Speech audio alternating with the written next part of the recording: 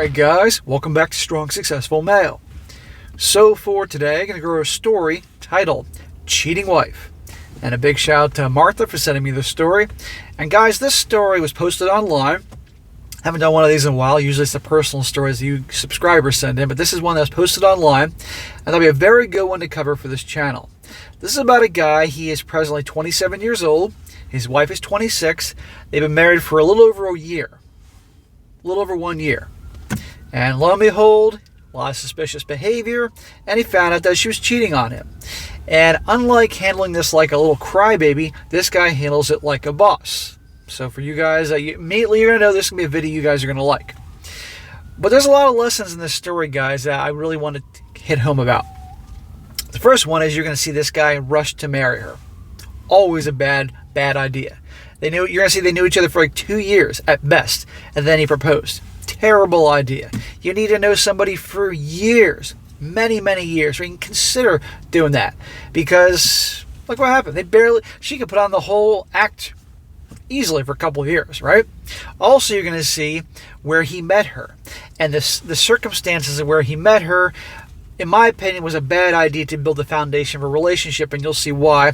And there's a lot of other signs there that it's not a good idea to get involved with a gal where he met her, etc., etc. Also, the thing about how gals in their mid-20s, once they get to their mid-20s, a lot of them, that's when they start building the foundation to get that ring.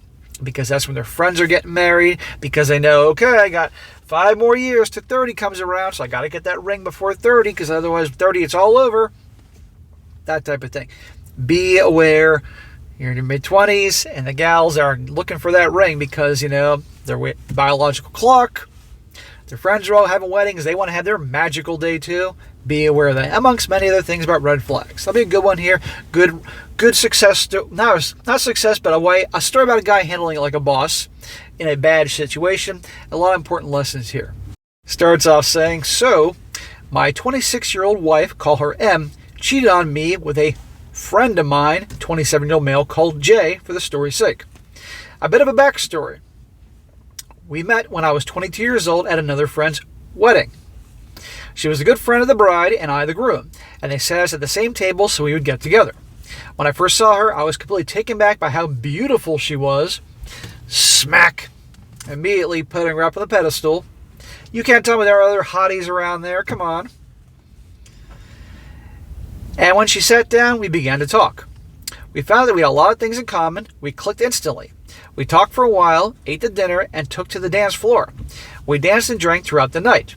We ended up kissing in the middle of the dance floor, and when we pulled away, our friends, the bride and groom, came up to us and asked what has been going on between us. They were really excited to play matchmaker. We just shrugged it off and carried on with our night. Okay, I'm sure many of you guys, including myself, have been in situations like that at weddings. And a lot of gals at weddings are ready to have fun. The problem is that you get to your mid-20s and you meet a gal at a wedding who's like friends with the bride, or she's a bridesmaid or something. Guess what? They have that image of them up there in that white dress, even though they shouldn't be wearing that white dress, and having their magical day too. So already they're ready to get a foundation. So that's something to be very careful. You can be careful about that, guys. Weddings are great for hookups as long as you wear protection or safe, but be careful. These gals can be looking to rush things to the altar themselves, as you're about to see. We left, not exchanging phone numbers, but about a week later, I got a text from her asking me out. The bride gave her my number. I, of course, said yes, and it turned into a relationship. Now, my man here, he didn't mention if he hooked up with her that night after the wedding. I'm hoping he did. But oh, she asked him out. Now, that's in the sense that that's showing a lot of high interest on her part, so that makes things pretty easy for a guy. But also, remember, she's wanting to move this thing along. I, of course, said yes and turned to a relationship. The relationship was great other than the small arguments, but we never really fought, and it was never anything really serious. I eventually asked her to marry me about 2 years after us dating. Smack! 2 years? Come on. Now, there's always some guy that comments, 2 years is plenty of time, SSM. Bullshit. You clearly aren't watching enough of my videos. And this isn't the time of our grandparents or parents. You need way longer than that. And by the way, he met her when he was 22. So that means he asked you to marry him when he was 24, maybe 25, depending on when he met her when he was 22. Too young. Way too young. You need years to get to know the girl, gentlemen, what she like, how she is with money. Is she a spender? Is she a saver? Does she have astronomical debts on her American Express card and student loans that can become my problem? How she is at resolving problems? What's her family like? How is she, does she want to do girls' nights? That type of bullshit. A lot of things. On the final test, moving in together, see what she's like living with. Is she a freaking slob? And at my place, say you're a guy who likes to keep your apartment clean or your house clean, and she comes over and there's shit everywhere. Well, that's a problem, Or you move in together and all of a sudden the SEX stops. That's a problem. Or if she's nagging you all the time about taking out the garbage, or you left the toilet seat up. These are things that you find out you move in with a girl. I got to really hit home here. And he says here, I asked her after 2 years, and we were married less than a year later. Smack. 1 year after that. So now he's like 25, 26. Bad idea. Chase your purpose, not relationships. So let's see how this works out, this rushing into things. Let's see if I'm wrong here. We were married for a little more than 1 year when it all came crashing down on me. Imagine that. 1 year. Just before our first anniversary, there were little things that were irritating me. She became more and more guarding of her phone. Girls' nights out became more frequent, and our SEX life became almost non-existent. What a great deal for him, huh? And I'm being sarcastic here. Guarding her phone all the time. Classic red flag. Girls' nights all the time. They're newlyweds. You'd think that she was so in love with him, she'd want to spend all her time with her husband. Nope. Girls' nights. But remember, she's got that ring. She got her dress. She got her magical day when she was special and all that bullshit. Now she's a Mrs. Somebody. She can go do whatever she wants. Have the cake and eat it too. And of course, the SEX non-existent. If she ain't getting it from you, she's getting it someplace else. I brought this up on multiple occasions, but was brushed off, and that I'm letting my insecurities get to me. There you go. Guy stands up for himself, and you're being insecure. You're trying to control me. How many times y'all heard that one? Don't fall for it. She would continue to go on as if what I felt and tried to communicate didn't matter to her. So I became colder and colder. So, vicious cycle. She's being an a-hole to you. Now you're being an a-hole to her. And it's a miserable freaking marriage. And this is 1 year. I stopped giving her a goodbye kiss as I left for work, and unless it was something important, we hardly spoke. And I guarantee you she's using that against you.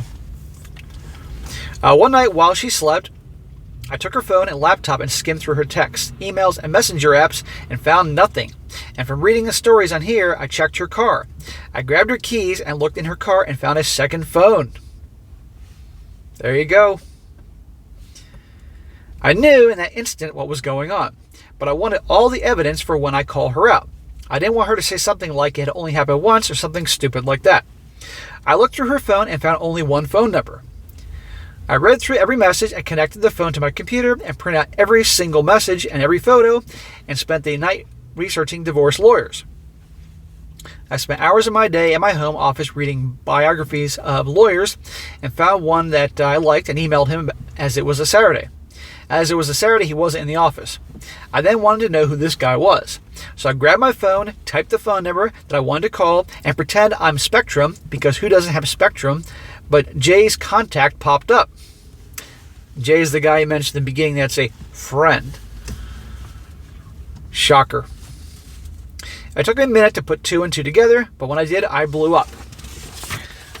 I was yelling and cursing in my office. My wife opened the door to check on me, and when I see her, I told her to get the F out. No one can blame this dude for exploding like that. But now she knows something's up. And someone that's a cheater is always going to be looking for signs that my so-called better half knows. Now she has her guard can go up. She closed the door and went to our room, and I never cursed my wife or raised my voice above a normal volume. All day I never left my office. I was just silently raging, just glaring at the wall. I called one of my friends, the groom from the wedding, and told him that I need to go for a drink, and he asked if he'll come with me. He must have heard something in my voice because he asked if I was okay, and I told him I wasn't, that I really needed a drink. So, without word, I took all the printouts and left to go to the bar. Nobody can blame this dude for needing a drink, or 2 drinks, or 3. But you gotta be careful, because in that fit of rage, one can do something really stupid. And one certainly should not be getting behind the wheel of a car. I think he should have Ubered over there or whatever. When I arrived at the bar, I ordered 4 shots of Jack and a beer, and I was on my last shot when my friend arrived. We'll call him Tim. Okay. Whiskey and my system do not go well together. Some of the dumbest things I've ever done, guys, when I've had whiskey in my system. I haven't had whiskey in years, and there's a reason. I'm not a big drinker. Like, you all know this, if you've heard me say this before, but when I was younger, in my early 20s, and did some dumbass things, whiskey and my system do not mix. Probably because I'm a quarter Irish. I told him straight out about M's cheating. He gave me sympathy, and I asked if he wanted to know who it was, and I told him it was Jay. He became visibly irritated, as he was the one that introduced me to Jay, and all he could say was that I'm sorry over and over again. Jay and I were never super close. We wouldn't ask one another to hang out, but if we saw each other to get together, we were friendly. Everybody has that guy they're acquainted with. They see at barbecues and parties. They can shoot the shit, but they're never going to hang out. I told T, do not mention this to anyone, as I just found out, and I haven't even spoken to M or a lawyer yet. I asked him not to tell his wife, and if she asked what was wrong, to say that I'm having problems at work, and he agreed. I hope this guy's a loyal bro doesn't tell the frickin' wife, because she'll go right to the girl. We drank and talked for most of the night, and then I called an Uber and went home around 3 o'clock in the morning. It was the first time I looked at my phone since I called T, and there were missed calls, a bunch of texts from M asking where I was and when I'd be home and if I was okay. Mind you, this is the girl that, prior to all this, her actions demonstrate she can give a shit. But all of a sudden now she wants to know where he is he okay? Because she knows something's up. I got home and she was asleep on the couch. I just walked up to the bedroom and went to sleep. I woke up with her in the bed. So I got dressed and left the office. Left the house. I went to go pick up my car and go to my office and buried myself in work for the day and went back home around 10 p.m. To my surprise, my wife was there to greet me, and she told me she'd made me dinner. She asked if I wanted her to heat it up. I told her no and went to bed. She followed soon after asking what's been wrong with me. I told her to leave me alone and I wanted to sleep. She kept pestering me, and eventually I snapped and yelled, M, stop, I'm trying to sleep, so go away. Nobody can blame this guy here, but, she has to know that he knows. Because he did say back in the day they never fought. The next morning, I received an email from the lawyer asking to meet later in the day, and I confirmed and got ready for the day. I went downstairs to leave, and Emma had made breakfast asking to talk, and I made a small plate and sat down, and she started by saying that I've been acting different and going on and on about how I've changed. And she wants to know why. I told her work has been stressful, and soon it will be all over. It'll be over quicker than she realizes. I finished up and told her I got to go. I went to my office and counted down the minutes to go meet the lawyer. When I left, I told my assistant that I'm going to lunch with a client. He says my wife would probably call work sometimes, and I left. The meeting with the lawyer went well, and I handed over all that I gathered on her, and the lawyer had told me, well, I'm sorry for all that is going on, but I'm happy you gathered all this information. And he said, you see, we live in a at-fault state. So your wife has no claim on most of your money. Awesome. How many of these stories I do, guys, when these guys live in a no-fault state? I told him I didn't even think about that, and I was just thinking that I've got to divorce her as soon as possible. He asked to keep the evidence, but I told him I prefer you just make copies, and as I haven't told my wife yet, and I don't want to hear any excuses, and he agreed.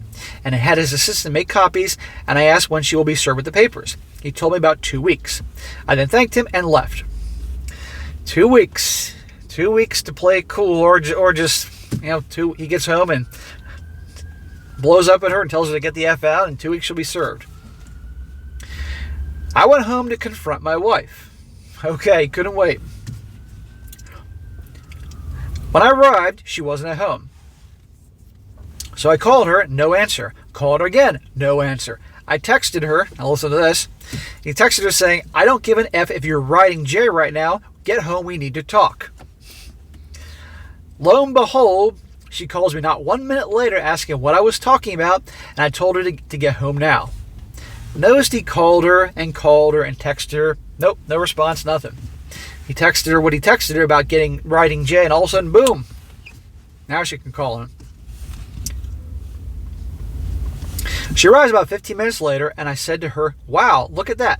15 minutes, that's about the same distance between here and Jay's house, isn't it? She looked at me dumbfounded. I gave her a minute to gather herself, but she was just looking at me and said, well, nothing to say. She tried to deny and gaslight me, and I let her continue on. She worked herself up and started to insult me. Notice, he has her number. He knows he's hooking up with Jay. She knows that she's hooking up with Jay. But still, she's gaslighting him and insulting him because she's putting on the big act. And the Golden Globe goes to... I slammed my fist on the table to shut her up and pulled out the evidence at first and showed it from the side and said, look at the mountain of things I gathered on you. And then I showed her each and every printout at the time. She then tells me to stop and starts to cry. Always. She tried to apologize and tells me that she loves me.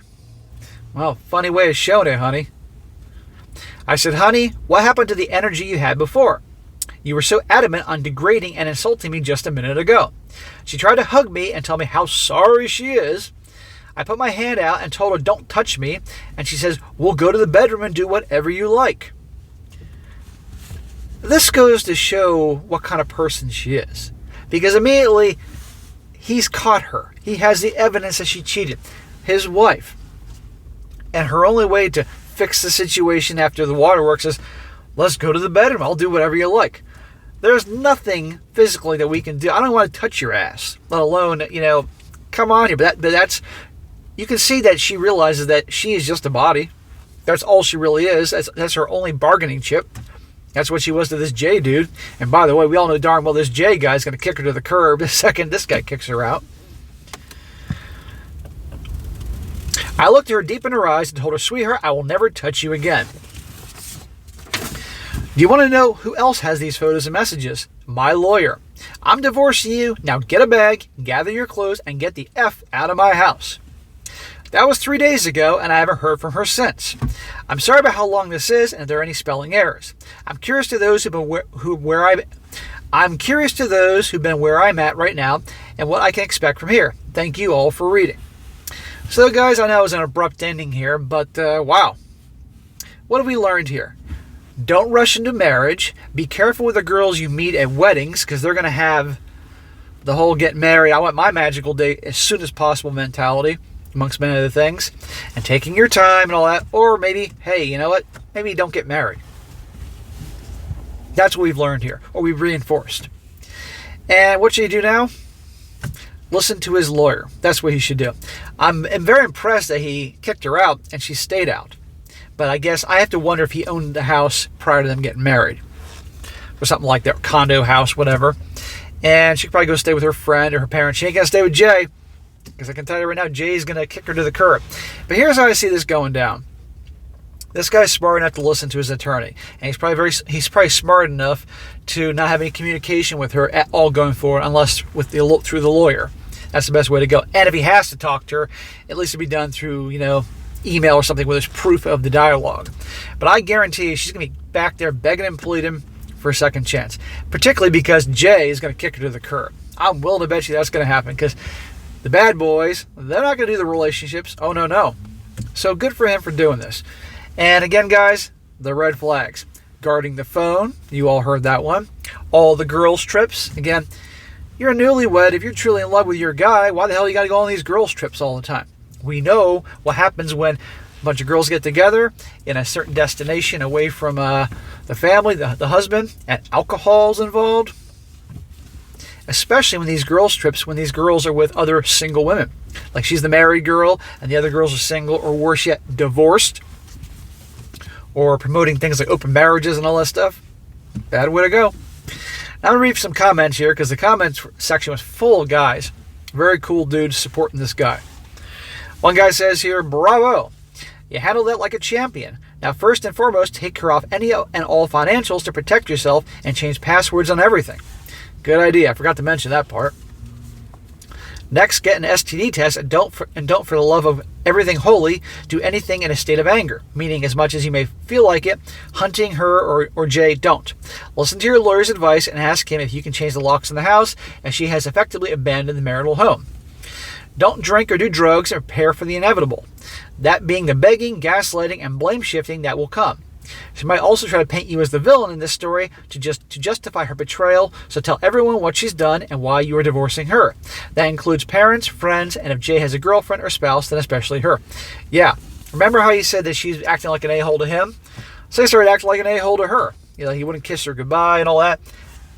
Guaranteed, or shall I say, very likely a guarantee, she's going to just say, well, he wasn't kissing me goodbye, and he wasn't telling me he loved me, so therefore I had to cheat because that bullshit. Yeah, make sure, tell his parents, and save himself some drama. It says here, channel your anger and rage into some form of exercise. It will help calm you down and tire you out to help you sleep, which will become harder and harder as the reality of the situation sinks in. Good luck and keep us posted. Yeah, exercise, workout. Avoid the freaking alcohol. Don't want him doing something stupid. Exercise, he'll feel better, calm him down. He will get through this. Another guy says here, dude. I was probably the one guy that mentioned the phone thing. I do it all the time, telling people check their cars for a burner phone. Mine, girlfriend, hers, under the spare tire. The only reason I found out because I took her car out while she was at her mom's house and put the new tire on it, and that's how I found it. But I didn't know it was hers until I researched the only phone number on there, and there was a mountain of text messages. My hell, dude, at least you found it. It sucks. Sorry, man. That guy wrote that very bad. And one more, this guy says here, he goes, I'm retired now, but over the years, every couple that did boy/girls nights out divorced except for one couple. All the girls she used to hang out with were divorced too. All the wives cheated, and many of them could never ever find a permanent man. When I was running around to the clubs, I was shocked how many married women were running into wanting to party. It turns out one of our friends was calling some of these women and keeping it a secret. Of course, he was never trusted even before we eventually cut him loose. There you go. More reinforcements of the girls' nights and all that. So I wish this guy the best. So guys, lots of good lessons in this story. But the man here handled it very well. And no bullshit, no reconciliation. He didn't fall for her freaking waterworks. But notice how defensive she was at first. You all recall that? Acting like an a-hole until he literally had to show the proof. Here's a picture of this text. Here's a picture of this text. Here's a picture of this text. Then all of a sudden, like that, the tactics shift. And now it's Niagara Falls. And then I'm so sorry. And then, want to go to the bedroom and do whatever you want to make up for this? Like, no, lady. Get the F out of here. But I love it. Pack your shit and get the F out. Good job. That's how you got to handle it, guys. But hopefully none of you guys will be in this situation. All right, guys, that's it for today. Be sure to comment down below. Let me know what you think about this story. And, guys, you come across a really good story like to share, by all means, email it to me. strongsuccessfulmale@gmail.com.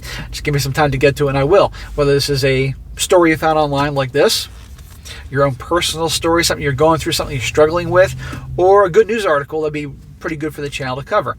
I don't do a whole lot of news articles anymore because I just get so many personal stories. That's really become what the channel's about. But I like to do news articles on occasion to mix things up a bit. Variety's good. So send them my way. I might do it. And be sure to like the video, share with your friends, and subscribe. I'll catch you next time.